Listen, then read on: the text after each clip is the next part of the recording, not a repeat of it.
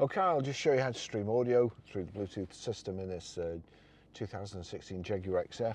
So we find a track that we like. You see at the bottom there, I've put my iTunes on, Jaguar XF.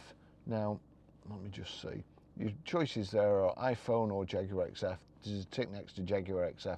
That means anything that plays on this phone, whether it be Spotify, Amazon Prime Music, iTunes, the soundtrack of a YouTube video, it will all come through the speakers if you have it set right. So I'm going to click play, and that's over to the system, and you'll see here the clapperboard and the music note. Click on there. It's on auxiliary at the moment, so you've got source in the top. There's nothing plugged into auxiliary, so nothing playing. Go to source, click Bluetooth, it's loading, and there you go.